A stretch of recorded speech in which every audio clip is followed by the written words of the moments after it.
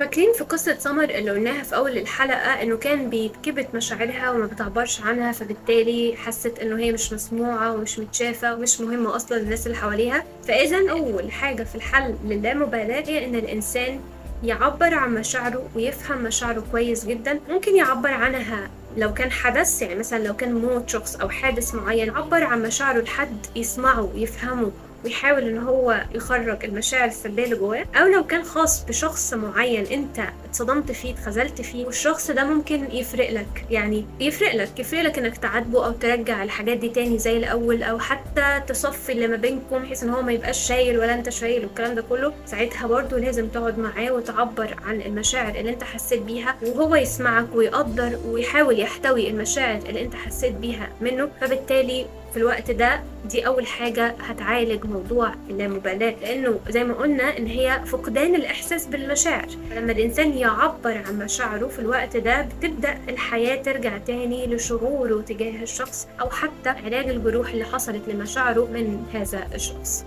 ده ياخدنا لنقطة مهمة جدا جدا تانية، وهي يبقى أنا دلوقتي لو أنا مش قادرة أواجه مشاعري من كتر ما هي مؤلمة، أنا لو واجهتها أو حسيت بيها أو عبرت عنها دلوقتي، أنا دلوقتي هنهار، حياتي هتقف، مش هحس إن أنا قادرة أعبر عن مشاعري. هنا هقولك على حاجة مهمة جدا جدا جدا.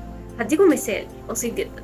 لو انا دلوقتي متعوره تعويره معينه، اوكي، مش قادره اي حد يقرب من الجرح ده لان الجرح ده بيوجعني، اي حد يقرب منه انا بصوت، مش قادره اتحمل، مش قادره، خلاص مش قادره اتحمل الم اكتر من كده. لو انا ما جيتش على نفسي شويه والدكتور بيحاول ان هو يعالج الجرح اللي حصل ده وتحملت شويه الوجع الزياده، ممكن الجرح ده يقفل بطريقه غير صحيه. هيبدا كل ما المسه يوجعني اكتر، كل ما المسه يوجعني اكتر. ليه؟ لان انا مش قادره اتحمل وجع علاجه او وجع انه الدكتور يحاول يخيطه. ولكن معلش، الوجع ده هو اللي بيوصلني في الاخر اني اعالج الجرح ده بشكل صح واحطه في المكان اللي يلتئم فيه ويوصل لمرحله انه ما يبقاش فيه وجع تاني. العلامه دي هي علامه الدرس اللي انا اتعلمته من الوجع ده او من الحاجه اللي انا غلطت فيها فعملت الجرح ده، ولكن مش علامه الوجع.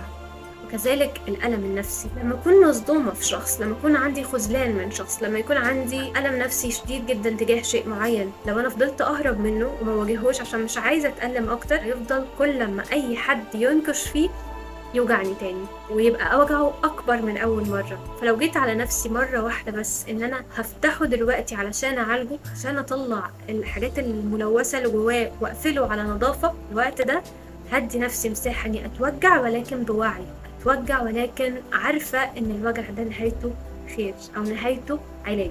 في الوقت ده بنوصل مع بعض لإني أعبر عن مشاعري وإني أحتوي مشاعري أخليها تقفل على نظافة.